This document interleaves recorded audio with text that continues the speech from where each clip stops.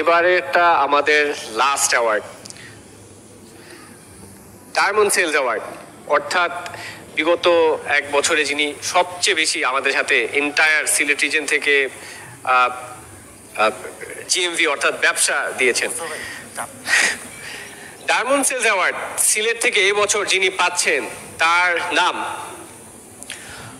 মোহাম্মদ কামরান আহমেদ, ইত্যাদি কুটির শিল্প।